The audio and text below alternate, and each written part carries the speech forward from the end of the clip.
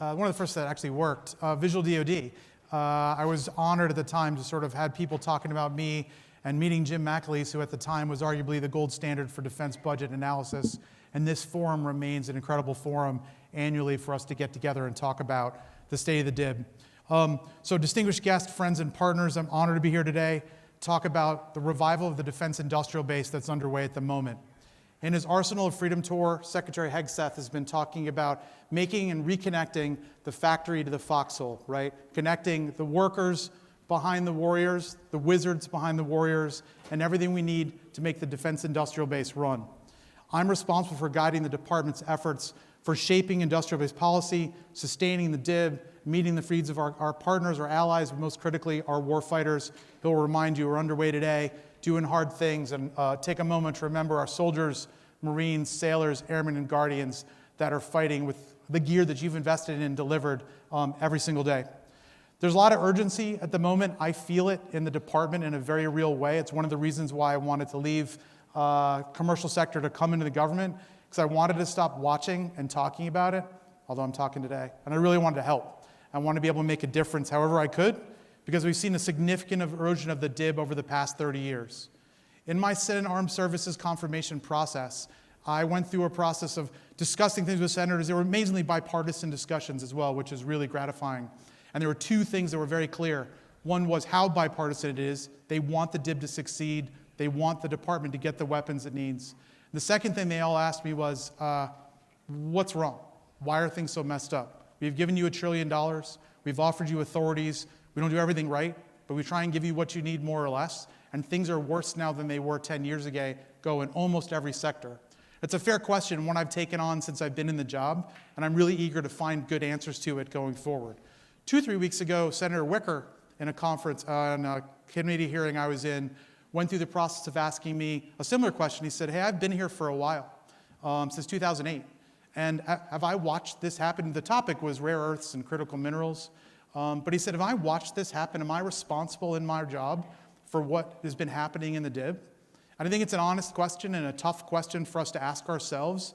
And I think, unfortunately, the answer is yes, Senator. It's not just you, though. The issue is that this is a collective responsibility.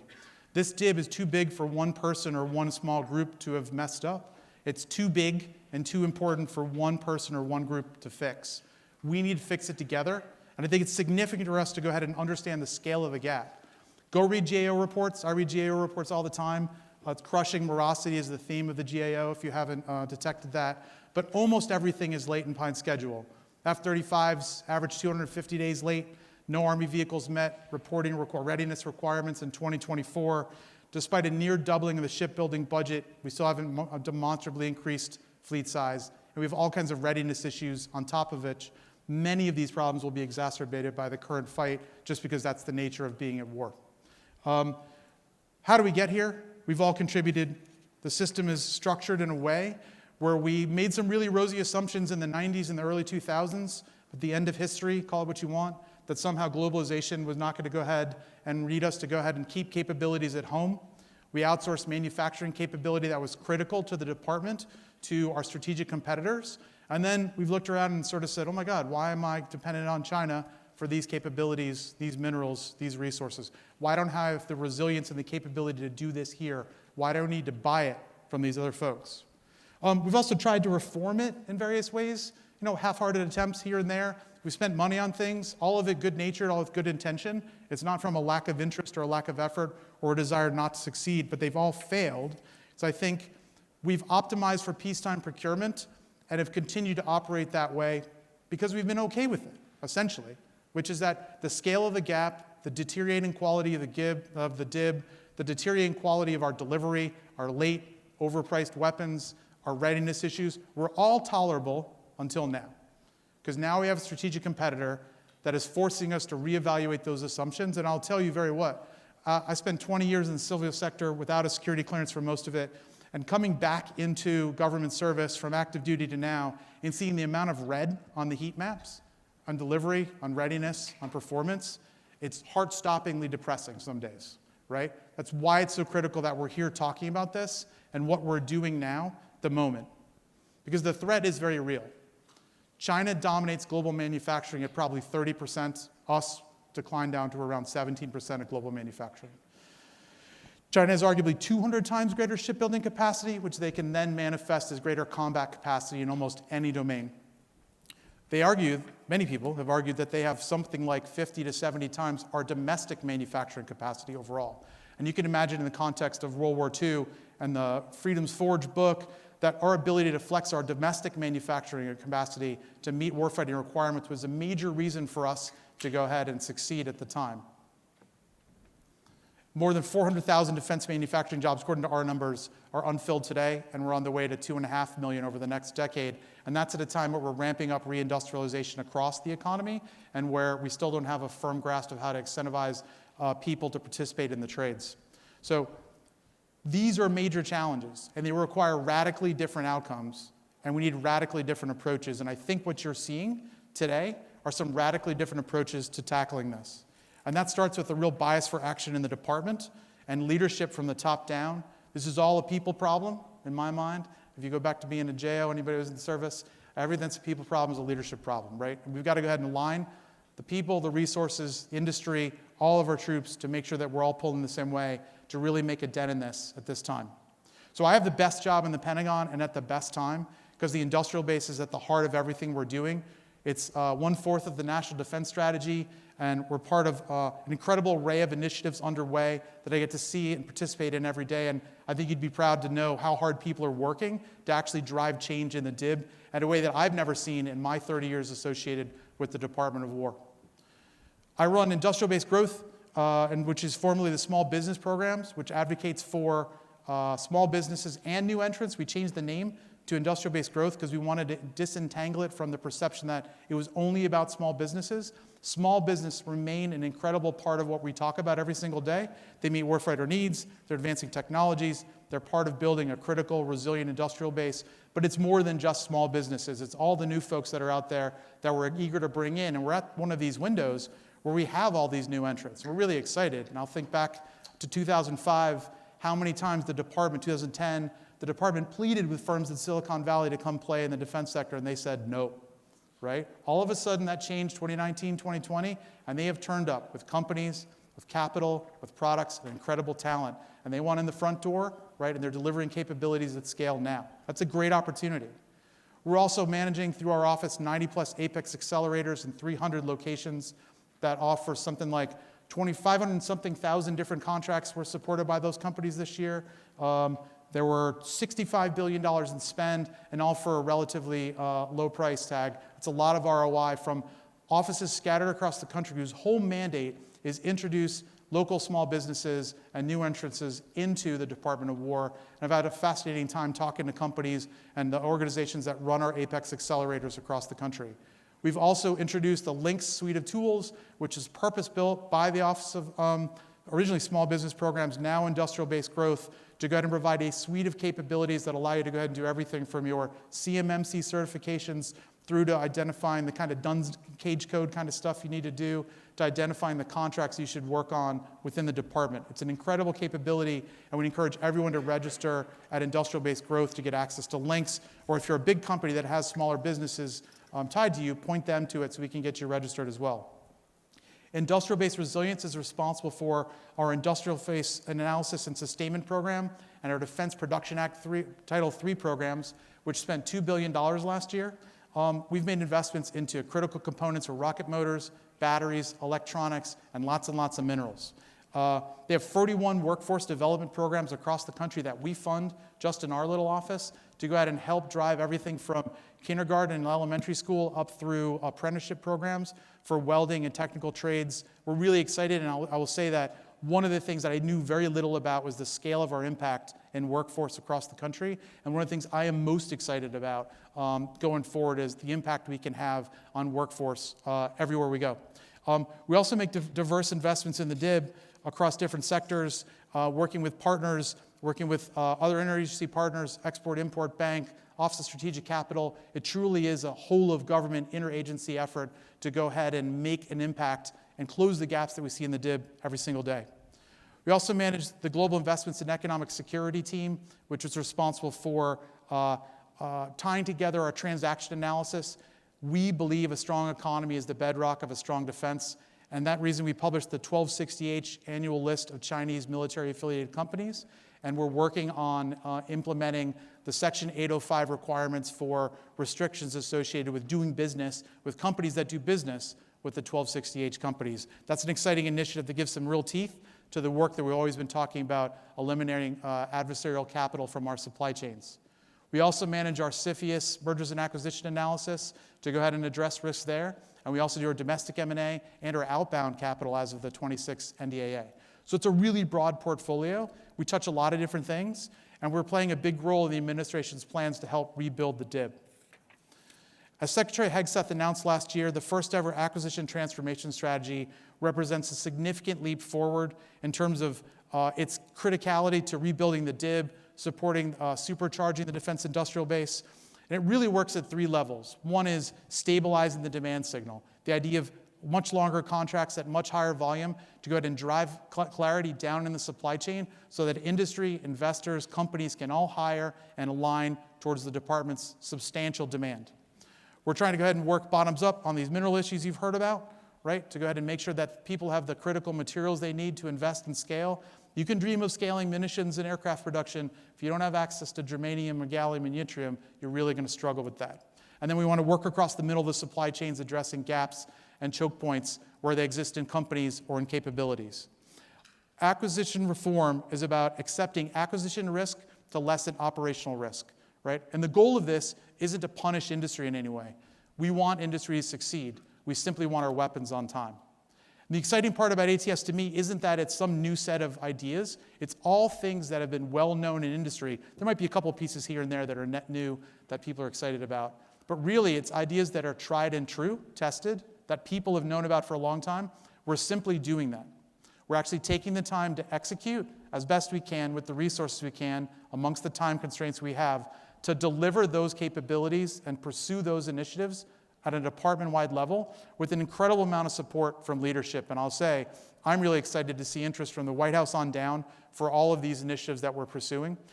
It's incredible to get calls from the White House. It's not always great, but sometimes it's pretty amazing to go ahead and have the ability to go ahead and influence policy at the highest level when people are interested in the outcomes that the DIB is delivering. A word about the EO 14372, prioritizing the warfighter and defense contracting. It really reflects frustration at delays in deliveries. The goal is on-time delivery. It's about volume and scale and speed.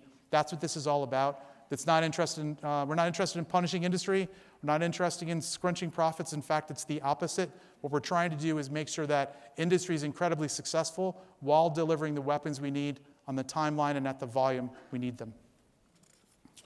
So one of the things I'm excited about here is fulfilling industry's demands, which is they've said for a long time that they want to go ahead and deliver weapons at scale. And if we would stabilize the demand signal, we would. They would do so. They would invest from their balance sheets. Check out every 10K. Check out every management discussion over the past 20 years. That's what CEOs have said. We're trying to meet them where they want to be met on that front. Namely, here's the demand signal. Help us meet it. Help us deliver. I get to travel a lot and see a lot of different things. Amazing investments coast to coast. I get to meet an incredible number of companies. I think we should be incredibly gratified by the number of firms that are out here that are trying to go ahead and participate in defense and the excitement level there is around fixing the DIB and investing and generating new capabilities. I'm honored to be part of that, and my sort of challenge to everybody here is get the message out regarding the sense of urgency, right? This is a real challenge for the country. We have opportunities to do great things, but we need a whole-of-nation effort. There's a reason why the President, Secretary Hegseth, and leadership have talked about moving us to a wartime footing. It's to build some of that urgency regarding the department's activities now and industry's ability to deliver on it. Come to us with your best, most unconstrained ideas, right? Make sure that you're talking to us. I get to see new companies every day. It's quite amazing. And then last, I want you to go ahead and hold us accountable, hold me accountable for actually putting into practice the ideas that you've brought forward. We're really excited to be partnered with you. I'm honored to be in this role at this time, and I look forward to your questions. Thank you.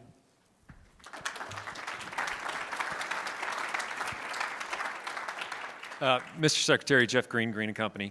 For many of us in the room, focus on the industrial base is somewhat new. We've had the same problem for 20 or 30 years. We've been conditioned over the years not to focus on this, but to focus on mission effect. One of the things that Jim McAleese has shown us today by bringing senior leaders in is they now understand that in the uniform, and in the civilian roles. Leader after leader talked about supply chain, access to critical materials, access to minerals, and so on. One thing this room also knows is that Washington, D.C. is not always quick to adopt change or welcome new ideas. So I'd like to ask you specifically, as you look at how to invest in the industrial base, how you're leveraging the new tools in the toolkit, whether it be debt or equity or grants, and how you try to decide how to balance each of those tools and what's appropriate in what situation. Sure. I don't think there's a formula. We have an all or the above approach. What we're trying to do is optimize for the particular situation.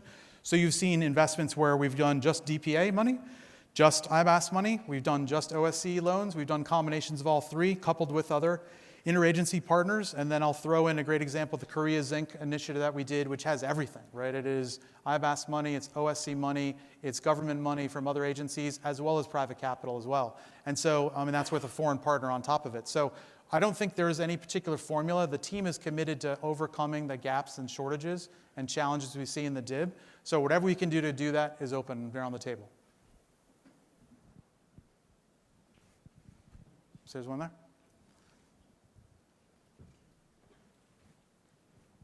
You could just holler, too. Okay.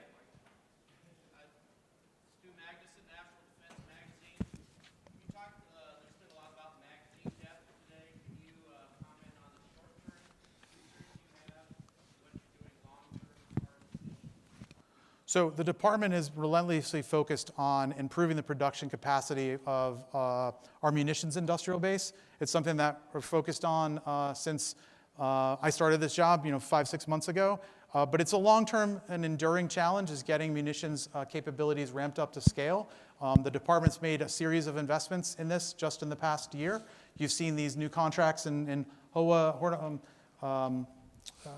framework agreements that we've pulled together, head of agreements that we've put together with various companies to drive additional production capacity. We're excited about the ability to start funding more of those going forward, and that we'll actually go ahead and see additional investment from industry and from private investors to ramp up those capabilities. In my particular role, in addition to being excited about working with the primes and that are making the all-up rounds, I'm excited about the amount of effort that's going into closing gaps in the supply chain and the work that's being done to address challenges that have traditionally been bottlenecks and gaps in ramping up capacity in the past, and we're spending a lot of time and effort to tackle those challenges as well. You mentioned about short-term. You mentioned moving to a wartime. I think we are in wartime. What about short-term? Do you have any concerns about magazine depth? I'd refer you to CENTCOM and anything regarding magazine depth and our use of munitions in the current fight. Here. Hi, Bruce Jetty.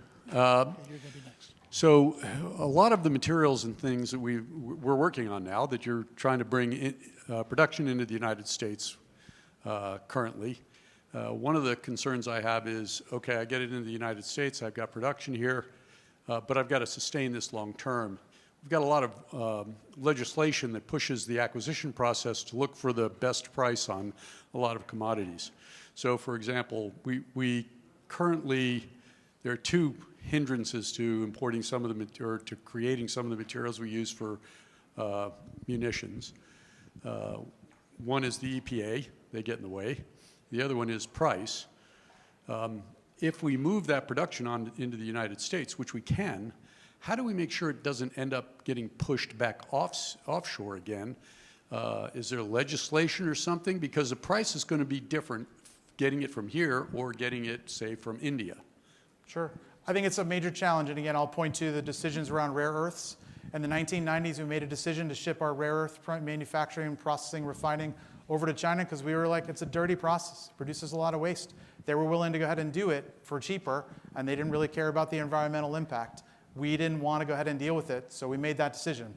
That was short-term economic gain for long-term economic pain.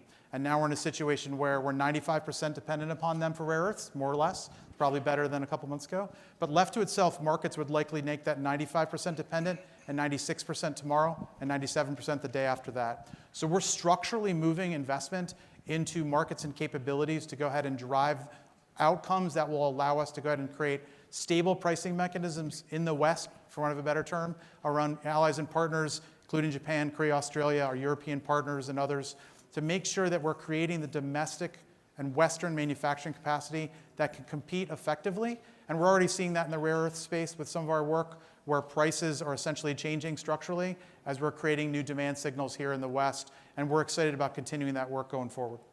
Another question here. And then we Yes, got one sir. over here. Tom Carrico from CSIS. You mentioned the strategic framework agreements for the several prioritized munitions. But when Congress passed the 26 appropriations, they had a little line in there that said they were $28.8 billion worth of B short just for the department's munitions request.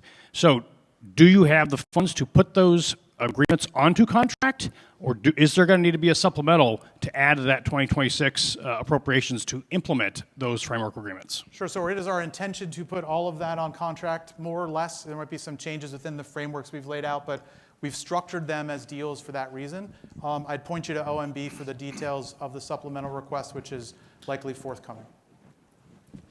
Okay, right here. Hi, Ashley Roki with Breaking Defense, over here. Sorry. Oh, sorry. Two questions for you. One, you mentioned EO 14372.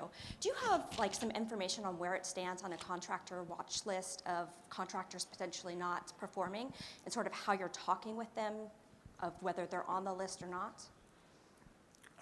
No. Thank you, though. Okay, second question. As the administration revamps FMS and sales to foreign militaries, how are you sort of thinking about the weapons catalog? Are you looking at broad categories? Are you looking at specific weapons? And how are you working with industry to help craft that catalog? Sure. So I'm really excited in my hat as performing the duties of the Assistant Secretary of War for International Armaments Cooperation. We've moved DISCA and DITSA underneath ANS and Honorable Duffy's portfolio, because essentially the gap was artificial before regarding the FMS process, the sales process, and the production line. The gap is, I could go ahead and go much faster in FMS. I'd still be waiting in line to get my weapons from the primes. The issue has been there is not enough production capacity. By driving them all together and recognizing that the FMS DCS problem is a production problem. We wouldn't be squabbling over process issues if we had more production at the factory floor. So we believe fundamentally that by addressing the production problem, we will solve the FMS DCS problem. We'll improve our own outcomes for warfighter weapons delivery. We'll also improve that for our allies and partners. And again, I'm really excited to be working in a tied together fashion on the industrial base to improve both sides of that equation. Sir, you've spoken with great intensity, so it's like I do not want to take your moments away from you. You've got two last Sure, it's calls, fine. and if you guys make them quick.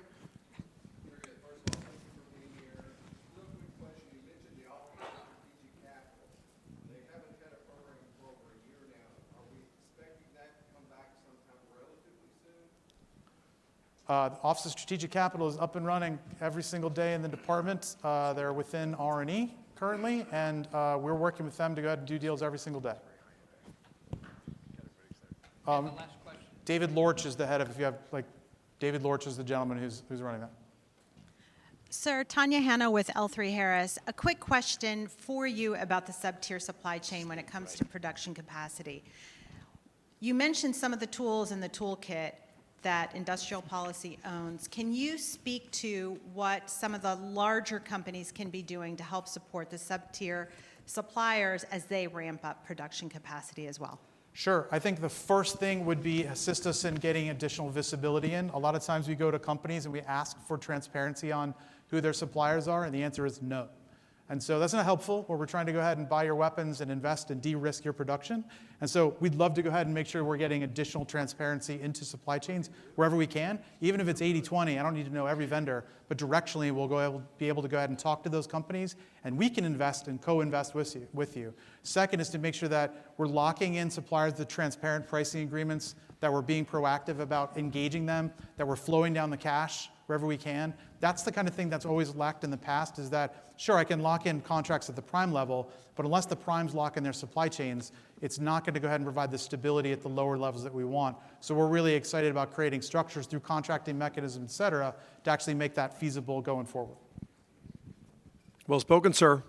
Please join me in welcoming Thanks. Assistant Secretary Cadenazzi.